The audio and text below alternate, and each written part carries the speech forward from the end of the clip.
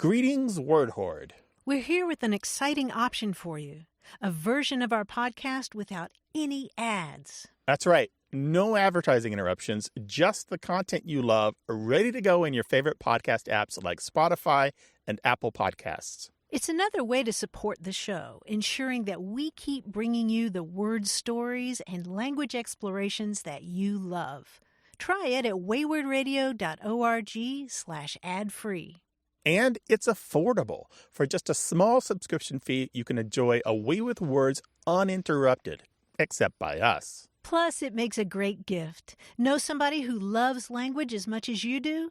Give them the gift of words. Easy to sign up, easy to enjoy. It's the same A Way with Words, just streamlined for your listening pleasure. Go to waywardradio.org/ad-free. Support us, support the show, and enjoy an ad-free listening experience. waywardradio.org/ad-free. Thank you. You're listening to A Way with Words, the show about language and how we use it. I'm Grant Barrett. And I'm Martha Barnett. Perhaps you've noticed a trend among some businesses to use an ampersand between two nouns, like Crate and Barrel. Mm-hmm. Or here in San Diego, we have a couple of wonderful restaurants, Cloak and Pedal, and Soda and Swine. I was thinking about this because I had a few laughs yesterday when I stumbled across hipsterbusiness.name, which is on the web, and you can just keep hitting refresh, and it will generate all these business names that look perfectly plausible that have ampersands in the middle of two nouns. So like Zebra and Well, or Day and Bucket, or Anger and Pearl, or Rainstorm and Egg. I would go to a place called Rainstorm and Egg. Yeah, what do they sell there? Right. Plumbing supplies? Right. I had a few laughs. It's really fun to visit. But that sent me down a rabbit hole of reading about ampersands. And they are so cool. Did you know that it used to be that they were regarded as sort of the 27th letter of the alphabet? I did know that they used to be included on like when they were demonstrating scripts, they would often throw them on the ends, right? Yeah. Or you can find books from the 19th century, kids' school books, where they have all the 26 letters written out. And then the last thing on there that the kids would memorize was that little symbol at the very end. It was sort of more or less the 27th letter. Then I was thinking, well, why is it called an ampersand? And that's really cool, too. We're talking about that squiggly symbol that looks sort of like a treble clef, right? Right. And it was pronounced and, but when the kids were reciting their ABCs, they would conclude with the words and, per se, and. That is, per se meaning by itself from Latin. So, and, per se, and that eventually became shortened to ampersand. How about that? Because also when they were reciting the alphabet and they were reciting letters that could also be words, right, like A or I, then they would say A per se A, meaning A itself, the letter itself. Gotcha. So and per se and became ampersand. How that? Cool is that? That's very cool, yeah. But it's got a long history, many centuries in the language, right? And you're reminding me when I was in the second grade, somehow I had learned to use a plus sign instead of and I was told not to do it. I had learned it from my father because my father did that. So it was just a weird habit I picked up when I was in the second grade. And I still feel the sting of being told not to use the plus sign for and. Oh, wow. Now, was it a plus sign per se, or did it have that little loop between the where two? The pencil or pen never quite leaves the paper. Yeah. I think it probably was more like that. Yeah. Now you're making me remember that moment when you learn that that's a thing. That's a thing. Do that adults do. Well, and then you overuse it because you're a kid. Kids don't have control. and. We'd love to talk to you about anything related to language: how you write it, how you say it, how you read it, where it is, who says it, and why. 877-929-9673. Email words@waywardradio.org. Hi there. You have a way with words. Hi, Martha. This is Heather from Sacramento. Well, hello, Heather. What's going on? Yes, I'm calling about a phrase that my husband uses and that my mother has heard of, but that I didn't grow up using. So I have a three-part question about this phrase. First, the phrase is loaded for bear. And I suspect it's regional because my husband is from New York.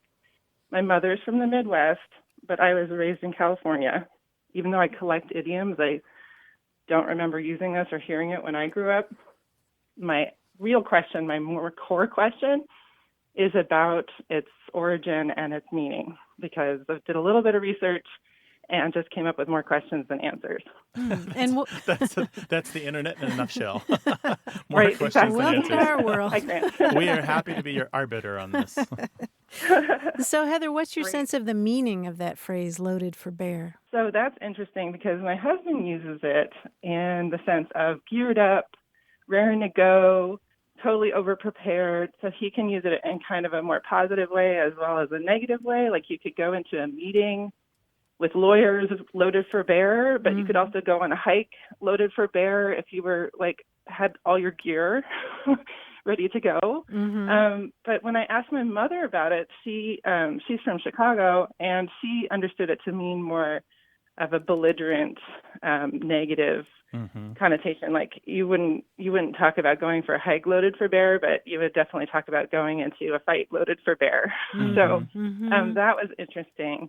My husband also insisted that he thought of it as being loaded with like guns and ammunition to shoot bears, and that's where he thinks it comes from. And listening to your show so often, I know that etymology and origins can be a little bit more complex than the most obvious reading. So I looked online and I couldn't find anything satisfying, and my husband came back and he looked online and he said, well, I went to the Urban Dictionary and it bears me out. And the great part about this is that my kids were in the car. They're 11 and 14. And they both just jumped on him. They were like, you can't cite the Urban Dictionary. That's like citing the Onion for news. Oh, I mean, the Urban Dictionary has its uses, but it is not your go-to source for like true answers. That's right. Yeah. So we didn't get any farther than that, but I'm not satisfied. All right. We can knock this out pretty quick. Like so many other words in English or so many other expressions in English, there's more than one meaning. So it's very easy for loaded for bear to mean all of these things. In general, loaded for bear means very prepared. But the question is, what are you very prepared for? Are you very prepared for an angry animal? Are you very prepared for just a regular old neutral situation?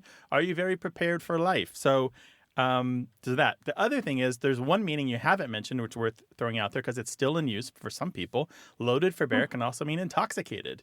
You're fully you've had a lot to drink. But again, the idea there perhaps is, in some cases, the idea is you're loaded for bear, meaning you're intoxicated, you're drunk, and you're belligerent. And you're willing to fight. Wow. You're ready to fight. The slightest provocation, and you're going to lash out. So there's loaded like having your gun loaded, and loaded like being drunk loaded. Yeah, that's an etymological coincidence, kind of, but yes, more or less here. The other one is, and the poker players are all waiting for this, it can also mean having a very good hand. But again, you're very prepared for something. You're very prepared to take the pot, maybe. So all of these, in some way, mean very prepared for a thing. All of these meanings, I'm willing to accept. Everything that you said that your husband or whoever thinks it means, that's totally fine. And it's not regional. It's just old-fashioned. So it's got little pockets of use here and there around the country. It dates back to the 1860s. And just to be clear here, the reason we use loaded for bear is because you do need specific kinds of ammunition and weapons when you go after a bear. You do not go after a bear with a .22. You're not going to do anything but irritate it. You need the right caliber of weapon, the right kind of gun and bullets and so forth. And frankly, you need to have your brain checked because you shouldn't be out there fighting with bears in the first place. Well, that's great. And I thought, looking at the word bear and BEAR has so many meanings, and even to bear a burden, that I thought this could go other ways, given English. Yeah, it's definitely the big animal. It's not like loaded for mouse or, I mean, that would be really different. You wouldn't have to take too much. So maybe tell your husband next time he has a question about language, there's a radio show he can call. Oh, yes, he knows. He was really excited that I was going to be able to speak with you today. So. All right. Thank you so much for your call. We really appreciate it. Thank you. Thank you so much. And we really enjoy the show. The whole family gets a lot out of it. Thank you, Heather. That's great to hear. Take care. Bye-bye. Thank you. Bye-bye. Well, what's the word or phrase that your family's been kicking around? Call us about it, 877-929-9673, or send us an email. That address is words@waywardradio.org. Hi there. You have a way with words. Hi, my name's Emma, and I'm calling from Texas. Welcome, Emma. What can we do for you, Emma? Well, I had a question because me and my dad argue all the time about, because I say "ol" and he says like "oil" or something. Yeah. And so he always gets mad at me. And so we were wondering, like, is there a correct term or like. All right, two things. Spell that word for me, and can you say it in a sentence? Okay. So like OIL. Mm-hmm. So like I need to change my "ol." I need to change my oil. What about when you want to make water, you put it in a pan, you put it on the stove, and you turn it on high. What are you trying to do to that water? Make it bowl. You say bowl? Bowl? Yes. Okay. Bowl. Mm-hmm. Okay. And the long, very thin, micro thin sheet of metal that we have in the kitchen that we wrap leftovers in, it's made out of aluminum. It's aluminum. Full. Okay. And that thing in the bathroom that starts with a T? Toilet. Toilet. Okay. Okay. All right. These are all we're just trying to get and see if this phonetic thing that's happening with you is consistent, and it looks like it is. And so your father, I love the way you describe that. He says oil or whatever. And where is he from? He's from Louisiana, actually. Okay. And you're completely Texan. Yeah. That was kind of a question, but I'm just based on your pronunciations. I'm saying you're probably completely Texan. And so your argument is that you don't sound like your father. Yeah, no, I don't. Why does he expect that? I don't know. Do you agree with him on everything else? Almost. Oh, really? Okay. What I'm getting at here Yep. is people tend to sound more like their peer group than they do their parents, particularly when it comes to the sounds of words, not necessarily the vocabulary or some of that. So the way that you say the words, the phonemes, the phonetics in there, you're going to sound like your friends, the people you went to school with, the people that you hang out with, far more than you are going to sound like your parents. And your father's expectation that you should sound like him is a fair one. I get that. We want our children to be like us because we think of ourselves as awesome, but but it's just not the way that language works. So you sound more like some people in Texas than you do like your father who's from Louisiana. And that's just the way it is. Yes. Because wow. that vowel pronunciation is very common through parts of the American South. And as a matter of fact, if you look up the word oil in a dialect dictionary, there's one dialect dictionary that has 8 different pronunciations of the word oil, O-I-L. And they're all kind of depend on where you are, what part of American culture you grew up with. So I just would like to encourage you to tell your father that you've got 7 other people he needs to meet who don't say oil like he does either. What are you going to do? And go back and tell your dad? I'm going to say in your face. That'll be nice. That'll go over well. Yeah. He always tells me to cite my sources. I'll be like, okay, my sources is your favorite talk show. Yeah. Here we go. I'm going to give you a book that he can look up, although maybe it's in the library. It's called The Linguistic Atlas of Gulf States. It's abbreviated as LAGS, The Linguistic Atlas of Gulf States. That's the book I was referring to that has 8 different recorded pronunciations across the Gulf region for the word oil. Okay. And I'm not just so talking cool. one person said. I'm saying they've got data. Yeah, cool. Because he's a very statistical person. Well, it sounds like our kind of guy, and even if he's wrong this once. And you're our kind of gal, Emma. We appreciate your calling. Okay, thank you. All right, take All care right, of yourself. tell Call your again dad sometime. hi. All right, yeah. Bye-bye. Bye. Well, we'd love to hear your linguistic questions, so call us 877-929-9673 or send it to us in email. The address is words@waywardradio.org.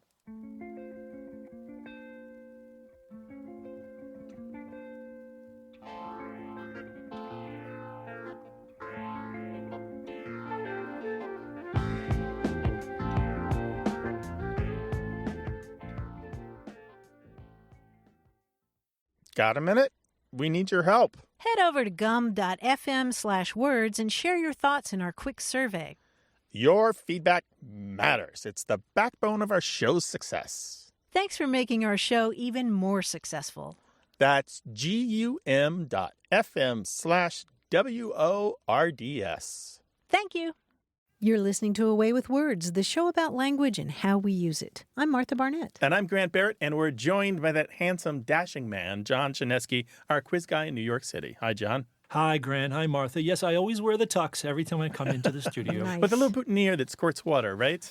Well, yeah, because you got to add a little bit of fun in there. Speaking of fun, you know what they say. There's nothing like a good proverb. I think that's probably my favorite proverb right there. But I think I can improve proverbs with a little wordplay. Now, I'm not going to go too far in this quiz. I'm just going to anagram one word of a classic proverb, okay? For example, now I'm going to give you a description of a scene that can be illustrated with this proverb. For example, if I stated, I had a friend who owned a string of pottery franchises, but the whole enterprise came to nothing when one of his ovens fell apart. That would illustrate the proverb, a chain is only as strong as its weakest kiln. Link. Yeah. Okay. Link, that's right. Link and kiln, those are anagrams. Here we go. Here's the first one. A tardy lawyer I knew ran through the courthouse and finally burst into the courtroom and blindly yelled, "Not guilty, Your Honor," only to realize he was in the wrong courtroom. Let that be a lesson to any future lawyers. Look before You appeal. Plead. Plead. Before you plea. Martha's got it. She had Look it, yeah. before you plea, yes, as opposed to look before you leap. Speaking of dairy, typical family drama. My son takes the last pint out of the fridge for himself. When I make him pour half into a cup for his sister, he gets upset and weepy about it. So I tells him, don't cry. Over split milk. Yes, don't cry over split milk. Very good. I was skateboarding the other day with Zeus and Poseidon. They wanted me to show them how to do a front-side ollie and a backside tail slide. And I said, you know what? You can't teach. An old god, new tricks. That's right. Can't do it. Oh, man. Dog is correct, right? Now, I'm trying this new exercise theory where you just think about working out and it's supposed to help you get in shape. What I didn't count on is how horrible it is to imagine yourself hot and wet.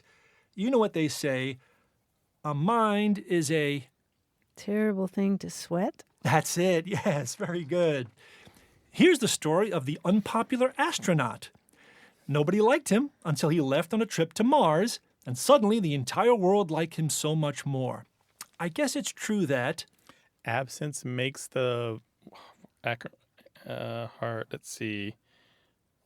Earth, yeah. the earth grow fonder, yeah. That's it. Absence makes the earth grow fonder. Now, when I was on vacation in Aruba, my so-called friends played a trick on me. Mm-hmm. They told me I had to scuba down to some coral to find my sandwiches. I'm so dumb. I should have known that. There's no such thing as a reef lunch? That's it. There's no such thing as a reef lunch. Boy. Now, soccer's Lionel Messi, the forward and captain of the football clubs Barcelona and the Argentinian national team, lives in a beautiful mansion. However, no matter where he is, he never feels truly comfortable unless he's got his football footwear on. That's why they say, a man's home is his castle. His cleats. His cleats, yeah. That's it. A man's home is his cleats. Nice work, you guys. John, this was fantastic. Thank you for a really hard puzzle. My pleasure, guys. Thank you. If you'd like to talk with us about any aspect of language whatsoever, and that includes slang and grammar and word origins and the things you say at work, give us a call, 877-929-9673, or send us an email. That address is words@waywardradio.org. Hello, you have a way with words. Hi, Martha. Hi, Grant. Hey Hi. there. Who's this? This is Jarrell, and I'm calling from San Antonio, Texas. Hi, Jarrell. Welcome to the show. Hi. So about a month ago, I was listening to a political talk show on the radio, and there was a conversation between the interviewer and the guest, and they were talking about immigration. And the guest said, well, immigration is important in this country, but we can't just let people in helter-skelter.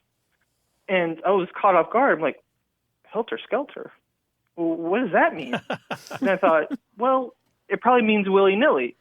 And then I'm like, wait, what does that mean? So that's why I'm calling you guys. And you're wondering why we have all these rhyming compounds in English, I guess. Yes, and like the history of it, where does it come from, and what parts of the country use it? Well, let's focus on helter-skelter, shall we? Yeah. Okay, because we don't want to do this higgledy-piggledy. Helter-skelter is just standard English. There's no regionality to it whatsoever. Dates to around the 1500s, late 1500s. Origin mostly unknown. There's one dictionary that has a theory that perhaps it's from a Middle English word that means to hasten or to hurry, but we don't have any evidence of that.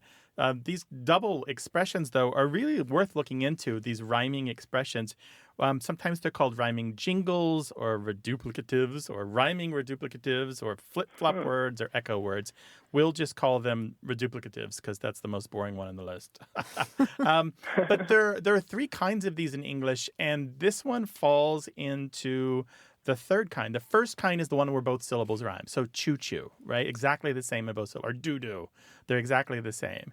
The second kind is where there's something called an ablaut, or an ablaut, A-B-L-A-U-T. This is with a vowel change. So clip-clop or chit-chat are wishy-washy. They're exactly the same, except the second vowel is different.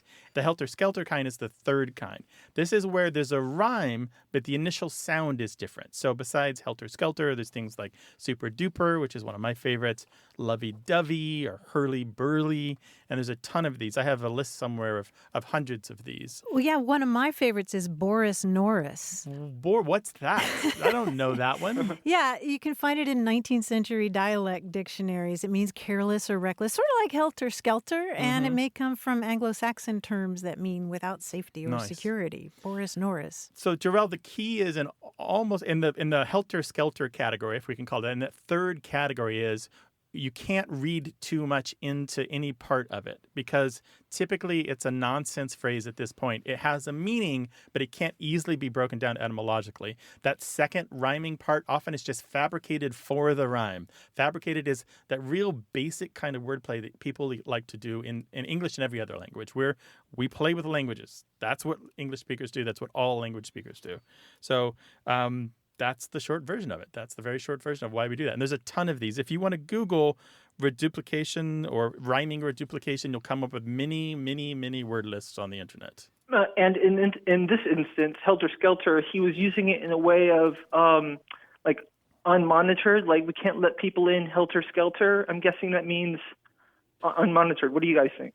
Typically, it just means in a haphazard way or in a disorganized way or even just hurriedly in a way that means you're not being careful. It's not just fast, but fast and likely to make mistakes. With wild abandon. With wild abandon. That's a pretty good synonym, yeah. But like all words, it's completely context dependent. You always have to look at the company that a word is keeping to really truly know what it means. As standing alone, it doesn't tell you enough about it. You have to see its friends. Oh, yes. Thank you guys so much for your help. Our pleasure, Sure Jarrell. thing. Call again sometime. Bye-bye. Bye-bye. Take care. So it's not as if you look up the word helter in the dictionary that you're going to find the word helter, right? Or namby-pamby or anything like that. You just it's idiomatic. So you look it up as a phrase and don't try to read too much into the individual parts of it. Right. Like willy-nilly. It's not about Willy and it's not about nilly. It's about willy-nilly. Yeah, it's about willy-nilly. And it's about time you called us, 877-929-9673, or send us an email. That address is words@waywardradio.org, or hit us up on Twitter @wayward.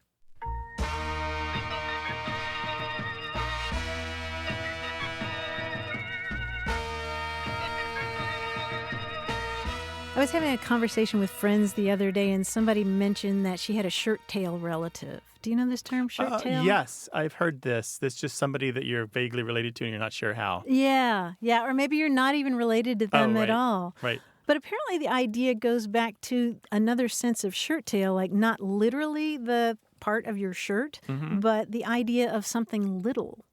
Because you might bring somebody a shirt-tail of sugar. You know, if your neighbor asks you for... that's right. You make a little, like when you collect acorns, you make a little pocket out of the hem of your shirt. Yeah, a little pouch. So like a shirt-tail boy is a very young boy, and a shirt-tail can just be, a little shirt-tail of a garden. That's how William Faulkner used it, a little shirt-tail of a garden. So you're saying shirt-tail family can be, we've had, for example, my grandma's neighbor's kids I'm not related to at all, but they're shirt-tail family. Yeah. Picturesque, right? Yeah. 877-929-9673. Hello, you have a way with words. Well, hi. This is Tara calling. Hello, Tara. From Westby, Wisconsin. Welcome to the show. Hi, Tara. What's up? my question for you today is I have a word that has been in my family since I can remember, but it's only in my family. And it's Okay. a word that we use when we want just a tiny bit more to drink. So if we're sitting at the dinner table and my mom wants a little bit more milk, she'll say, "Can you just put just a schluck?" And that just means like just a sip, or not a full glass, not even a half glass. It's just a schluck. Mm-hmm. And I have a feeling, a little suspicion that it probably has some German roots, but I've never heard it said in any other family except ours. Terry, your instincts are good about relating it to German, because the German word for to swallow is schlucken. Ah, And a schluck is a swallow. So if your mom's asking for just a little schluck of something, she wants just a little swallow of it. And that's exactly it. yeah, Yeah. yep. A lot of people use it, especially in your area. Really? Yeah, yeah. I really, and it was so funny because it's my aunt's family also uses it, and I was just with one of my cousins recently, and I said, just a schluck, and she said, "Our family's the only family that says this." Again, she brought it up to me and said, "Nobody else I know has ever said that," and people look funny at me when I say it, and so I haven't heard anybody else use it, but it's one we use often. Oh yeah, and it's often spelled in English. It's often spelled SHLOOK. In German, it's SCHLUCK. There's an expression. I was so scared I nearly schlucked my Adam's apple. Oh. Which is pretty scared. You almost swallowed your Adam's apple. Right? Oh no! Oh, that's funny. Yeah, it's funny. My grandmother she's German, so that would make sense. Yeah, there you go. Because I asked my mom. I said, "Where did you?" Because it's always my mom. It's never my dad that would say it. It was always my mom. Well, thanks so much for sharing your family word. Yeah. Well, I appreciate it. It's fun to hear that. All righty. Well, we're glad you called. Bye-bye. Bye-bye. Remnants of history everywhere we walk. Yep. Everywhere we go. It's interesting there's the family split there, but that's often how it is. That doesn't. Sure. There's no meaning necessarily that the mother says it and the father doesn't. Yeah. Schluck. I like that. A little schluck in my juice. 877-929-9673. Hi, you have a way with words. Hi, this is Jonathan. Hi, Jonathan. Welcome to the show. Where are you calling from? I'm from Fall River, Wisconsin. All right. Well, what can we do for you, Jonathan? In 2001, 2002, I was a student missionary for a year in Zambia, Africa. And while I was there, I met a lot of people who had the name Born Face. And the explanation given to me by the local people was that they were all born face up. Of course, that's like a lot of people who are born face up. So both girls and boys can have this name, and there were quite a few of them in Zambia at the time. Now I'm a pastor in Wisconsin, and one of my church members is from Zambia, and he said that his name is the same, but he really clearly says that his name is Bondface as opposed to Bornface. Mm-hmm. And so all those other names that you were hearing when you were in Zambia in 2000, 2001, they were clearly pronouncing that R, right? Yeah, and giving this explanation. Right, yes. And they were all English speakers. Well, multilingual. English is a second language, or it's a British colony, as North and South Rhodesia were, but... Former British, yeah. Yeah, so, the language of trade, usually their first language is their tribal language that they learned growing up. Right. And then the English is the one you work in and go to school with, right? Right. Correct. Yeah. So they're both correct. Really, you're just hearing that lack of R, which is common to the former British Empire. The interesting thing to me is I wonder if you as an American were hearing the R in Bornface, or they were over-articulating so that you could hear it, or that you were just encountering people who had more experience with American English rather than British English. But I could see either one of those taking place there. I mean, there's a lot of missionary presence in Zambia, right? Yeah. Yeah. Uh-huh. So that you might simply just be hearing people with their English was reinforced in different ways by two different English-speaking cultures, American or British. But I want to talk about the larger question, which people might be thinking right now, which is, why would somebody name their child after the position of the birth? Do you have an answer for that? I have no clue, and it kind of struck me as funny because, that's like probably 1/3 of the population or more. So, everyone could have this name kind of. It might be more than that. So I've done a little reading on the subject, and there's an author named Ashkari Johnson Hodari who's got a book called The African Book of Names. It's good. It's basically a name book. You pick names out for your kids with some explanation. But one of these things that he says, what I really found significant, is that throughout sub-Saharan Africa, names tend to explain the circumstances exactly as they were at the time of a birth. So it might be born at the time of a wedding, born during a time of grief, born during a conflict with another group, born after the father has died. And sometimes the names can reflect the birth itself, being born as a twin, coming too soon after the last birth, or being a breech birth, or being born face downward. So all of these, and they're different, and this happens in Nigeria and Ghana and other places in sub-Saharan Africa. So there's a lot of names in the tribal or regional languages that literally mean these things, like born face downward or a second twin, or and sometimes children get a new, not quite a name, but more like an honorific after another child is born, and they're now the older child, and they'll get a new name. So anyway, it's not something that we do in the naming culture of the West. Our names tend to be more abstract and less specific and less reflective of the actual literal circumstances of birth. Yeah, I love that these are names that tell a story. So one thing that struck me as quite funny when I was in Zambia was that people often name their children after whoever happens to be in the newspaper that day. Yeah. So you get a lot of people named after like famous Americans or world leaders from Europe or, different things like this. Yeah, it's true. Yeah. I've seen news stories. Occasionally I'll browse the African news just to see what's happening in the world. And there's all these Bill Clintons who now have grandkids. I love it. I love it. It's it's fantastic. In any case, there's more to be learned about this if you want to look up African naming traditions. Really interesting stuff here. They go a different direction. It's their own thing. And to us, it might seem odd at first, but it starts to make a lot of sense when you think about it. So that book was The African Book of Names by Ashkari Johnson Hodari. And I highly recommend that as a place to start. Thank you very much. Thank you Jonathan, for your call. thanks for Call us calling. again sometime, Jonathan. Take care now. Bye. Bye.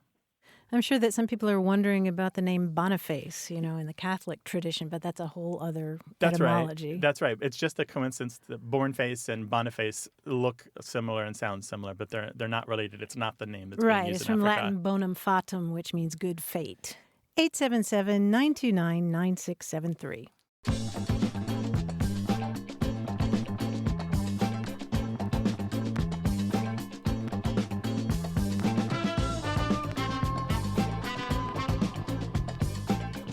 Here's a word that I'll think you'd like if you don't know it already, Grant. Wonderclout. Wonderclout is a term for something or someone that looks amazing but is actually completely useless. It seems amazing, but isn't. Yeah. It just looks like great, something really great, but it's... So what's the clout? What is the clout doing in there? Clout is an old word for a handkerchief or a rag or something that's just like a useless piece of clothing. That's right. I did know that. So what that might be, something that looks like gold but isn't? I don't know. Right, or somebody who's a big talker but doesn't really deliver. Or a beautiful cake, but then you realize it's made out of fondant, which is not very edible. Something like that. I'd rather have an ugly cake than a beautiful Any one I day, can't eat. Right? A wonder cloud. 877-929-9673.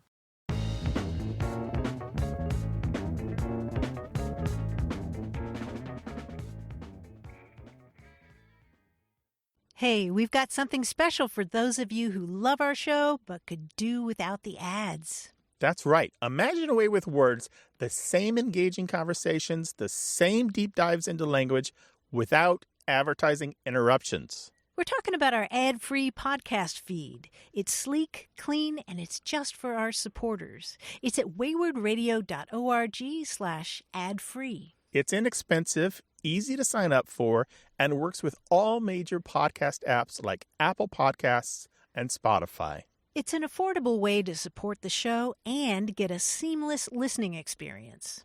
And if you're feeling generous, why not give a subscription to another Away with Words fan? That's waywardradio.org/ad-free. Sign up today. Your support means the world. waywardradio.org/ad-free. Thank you. You're listening to Away with Words, the show about language and how we use it. I'm Grant Barrett. And I'm Martha Barnett. You remember our conversation about thin places, those spots in the world where the walls of reality seem to just sort of grow thin and you can almost feel another dimension on the other side of it? That prompted a whole lot of responses from our listeners. On our Facebook group, Roger Perro wrote, I never heard the term thin places before the segment this week. I live in Ireland, and I was actually walking my dog in one of my thin places along the canal in our town when I heard you use the term. At my turnaround point, there's an old abandoned cottage overgrown with greenery. It's that kind of mystical spot where I can almost feel the presence of the last people to walk out the door and leave it empty. I wonder about the whys and hows and where they went. On certain hazy, misty mornings, I almost feel like looking over my shoulder to see who is there. And on our Facebook group, he posted this beautiful photo of that very canal with an old stone bridge and all this greenery and trees. And he said there's a 120-year-old photo of the same area taken from the same angle. A man and boy are fishing, and I can feel at times like somehow they're still there.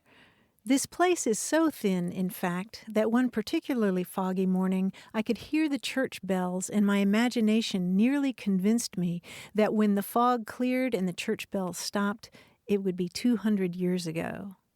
Thanks so much for identifying that strange feeling. Wow. Isn't that cool? That exactly exemplifies the term thin places. Yes, yes. And we got an email from Johanna Polsenberg, who lives in Stannard, Vermont, and she wrote, in 2014, I was in Glasgow, Scotland for a conference and stole away for about 36 hours to drive up to the Isle of Skye. I didn't really know what to expect, and I'd mapped out a long day hike, but the rain was blowing sideways and it was in the mid-40s, even though it was August. I started to drive around the island and the weather started to clear, and I actually found myself at the start of where I had intended to hike. I decided I'd do an abbreviated hike, so just set off for a bit of a walk. Within minutes, I felt totally transported, or more so, expanded, as if time dropped away. I'm not easily influenced by the mystical. I have a PhD in biological sciences, but I felt spiritually and physically moved. It felt like I was connected to something primordial. I felt a tug of belonging with absolutely no reason whatsoever for that. I'm not Scottish. Scotland has never been a place for me. It just moved me. And she said I wasn't looking to be moved. I'd expected it to be beautiful and all. As I walked further along the trail with the lichen-covered rocks and dusty green bracken ground and steel-colored ocean, it just felt so light, or perhaps thin. Ooh. Isn't that beautiful? That is beautiful. I love the responses we're getting about this. Yeah, it's really brought out the great writers among our listeners, right? Exactly. People who can put pen to paper with some success. Nice. They must enjoy shows about words, They right? must have a way with pens, typewriters, keyboards. We still welcome your thoughts on the thin places of the world, or the thin places in your reading and the things you come across where something happens for you, where you're transported to another time and dimension, and maybe it's something the author didn't intend. That counts too. 877-929-9673. Email words@waywordradio.org or talk to us on Twitter @WAYWORD. Hello, welcome to Away with Words. Hello, this is Chris Anderson from San Diego, California. Hey, Chris, welcome to the show. Hey, thanks so much. What can we do for you, Chris? I was calling about the word Chaussy. That's CHOSSY. And the word is used in climbing and mountaineering to describe crumbly rock or unsafe rock that will fall apart if you pull it or stand on it, and it can be extremely dangerous. So with a lot of climbing terms, a jug is means a big hold, like a milk jug, or a small hold that you can only fit your fingers in, like a pocket, is called a pocket. But this word Chaussy is not exactly related to the definition, at least in English, and I've never understood the origin of it or why we describe Chaussy to be dangerous, crumbling rock. And I've been climbing for 10 years. And this is widespread throughout the climbing community. That's correct. Okay. Yeah, if you say that rock is Chaussy or it's a Chauss pile, that just means it's really bad rock and you shouldn't be climbing there. Probably one of the worst places I've climbed is and scariest climb I've done is in Temple Crag in the Sierra Nevadas. And Crag is a place that you go climb, and it was this 1,400-foot spire, and it was very choppy. One of my friends actually pulled a refrigerator block-sized rock about 1,000 feet up, and it went crashing down this gully, and it was very scary. Oh, my goodness. Okay, so Chaucy is a very significant word in your world. That's correct. Yeah, and it means exactly what you said, something like rock that's crumbly, that you just can't, it just won't support your weight, and it tricks you into standing on it, right? Yeah, even if you were to pull on it, like my climbing partner did, it would pull out, and that's really dangerous because if he was directly above me and that happened, that refrigerator-sized block would have hit me. But luckily, he was up and far to the right, so we both saw it careen down this gully. In addition, not only pulling on it is dangerous, but if you were to place a piece of protection like a spring-loaded camming device or a passive gear like a nut or a tri-cam, if you fell on that, then the force that went on the sides of that crack would break the rock apart, and then you would keep falling. Okay, it's very significant. Okay, all right, so very bad news. Chaucy is a really weird word. I would have guessed that it was some old French term or something like that, because there's so many mountaineering terms that come from French. Or just some kind of geology term, but I haven't seen it any farther back than the 20th century. Have you, Grant? It's no, not I think that old at all. We probably know the same resources, right? Yeah. And it means what you described, and all we can tell is that it comes from the word choss, which may be a humorous variant of chaos, which doesn't make a whole lot of sense to ears in this part of the world, but maybe in Britain it does. Yeah, there's some suggestion that it's people say choss instead of chaos as a joking pronunciation because that hard ch is a K sound is just not native to English. It's not normal English. So I don't know. It's very, very mysterious. But everyone and all the resources confidently explain that it comes from the humorous pronunciation of chaos. And I'm like, yeah, really? Of course, if you're stepping on unstable ground and you're sliding down, that's going to feel like chaos, I guess. It is Chaucy. If you find yourself amongst Chaucy rock and you start falling amongst that, then that would be be extremely chaotic. I'll tell you from firsthand experience. The Oxford English Dictionary has a letter from Margaret Mitchell, the author of Gone with the Winds, not in the book, but in one of her private letters, where she uses the word choss to mean a chaotic situation. So that's from 1937. Oh, wow. Yeah, and then I found the phrasal verb choss up in a 1945 citation from the slang lexicographer Eric Partridge is a military term meaning to wreck, and I could see the relationship there possibly if you choss something up, then you're introducing chaos. Sure. Well, Chris, thank you for introducing us to this term. No doubt, if our listeners use this term outside of climbing, we will hear about it. But thank you so much for bringing it up. Hey, thank you so much. Thanks for answering my question. I hope you all have a great day. You too. Take care. Thanks, Chris. Bye-bye. Bye. Bye. Join the Choss 877-929-9673. Email words@waywordradio.org or send us a tweet at WAYWORD.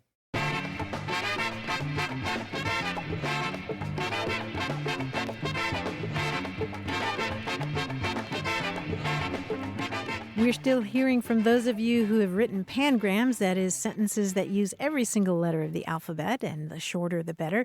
We heard from David Drayle here in California, who wrote, "How skillfully my acupuncturist jabs a needle into quivering flesh, exacting a zing." Oh, nice. Yeah. That's just 13 words, 72 letters. And I was listening for the Z, and there it was at the end.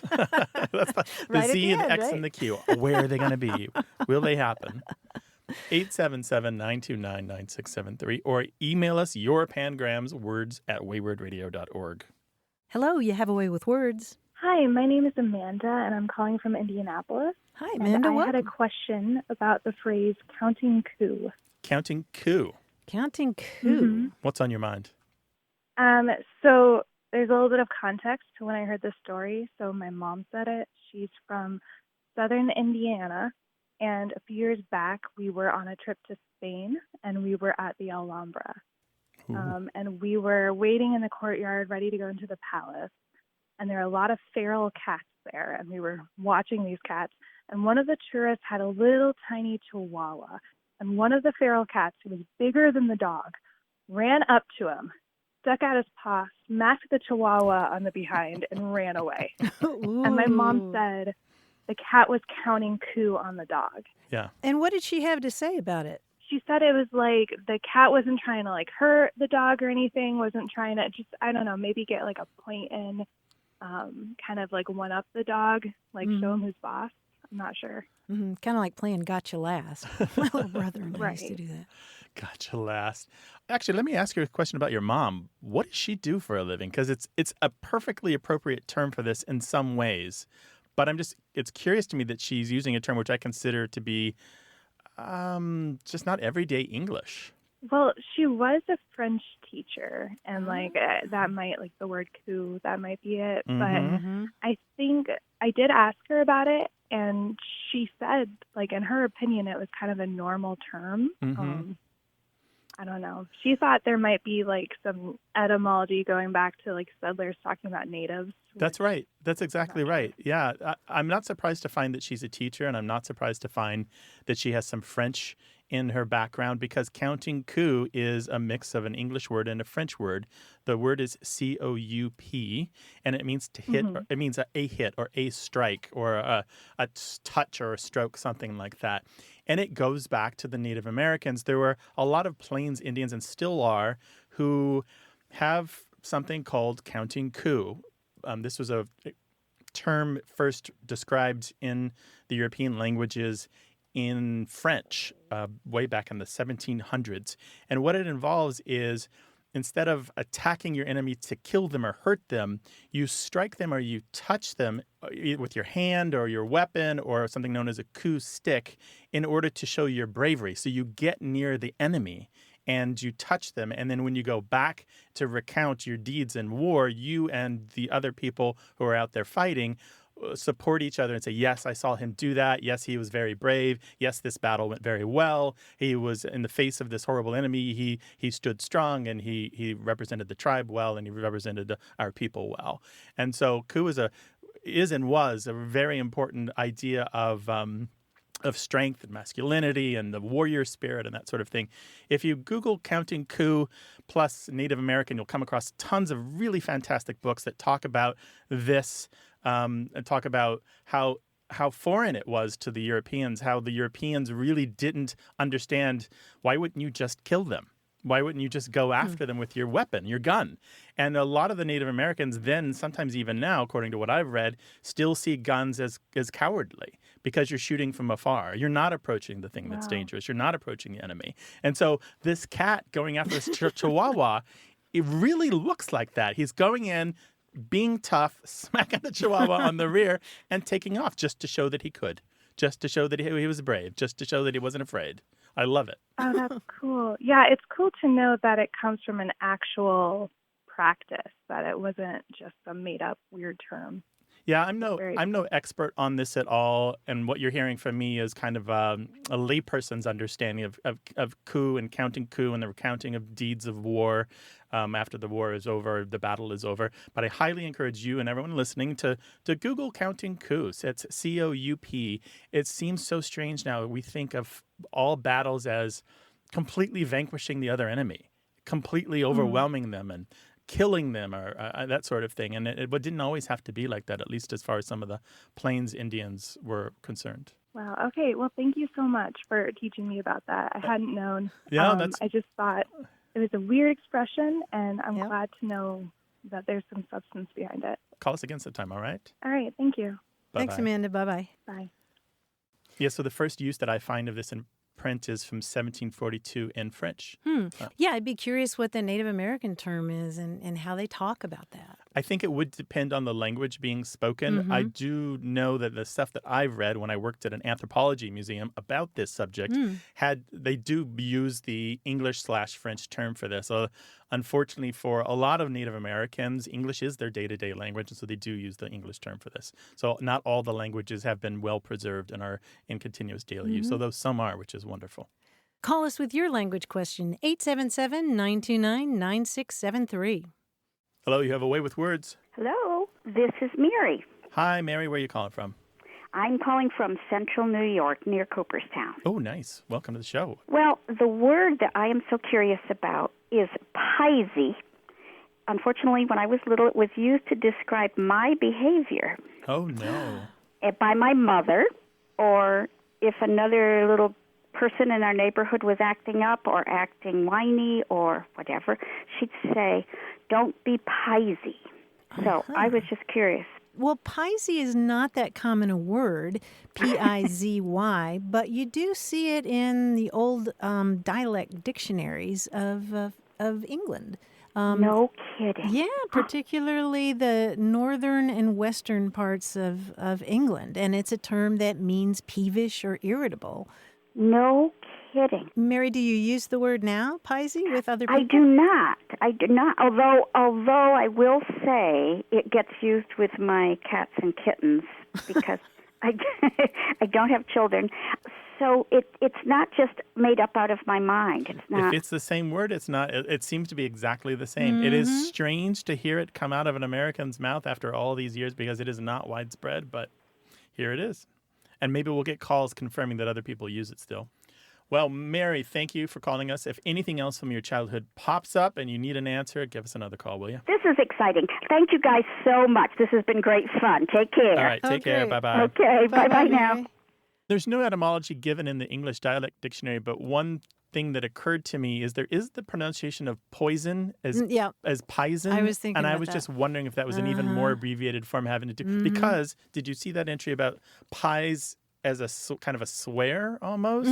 Yeah. Where it's something like you might say like, well, a pie's upon him. Right. Or pie's upon him. Right. And I'm wondering if poison on him is what that means. Yeah, poison or pox or pest, all Something of those like have been that, proposed for that. But yeah, my dad used to talk about pison, taking pison. Yeah. 877-929-9673.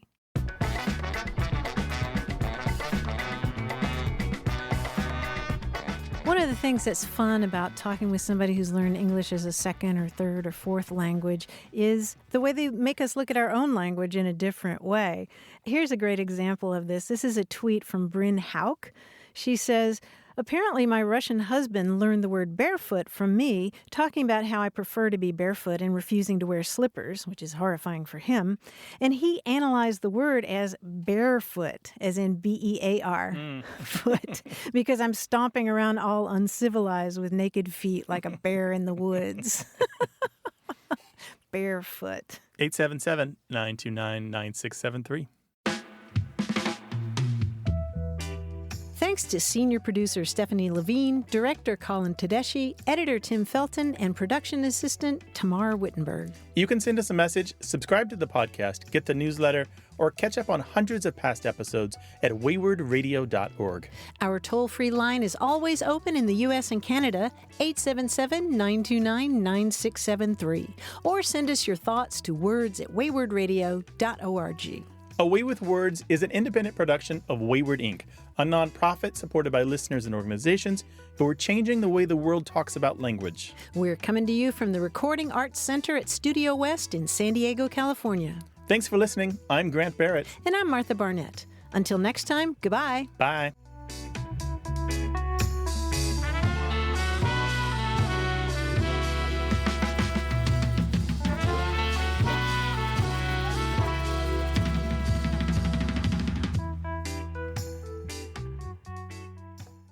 Hey, listeners, we have a favor to ask. We'd love for you to fill out our listener survey at gum.fm/words. Your feedback is crucial. It's quick, and it helps us make our show even better. It shapes our show, helps us plan, and ensures we're bringing you the content you love. That's gum.fm/WORDS. Thanks for being a part of what we do. Thank you.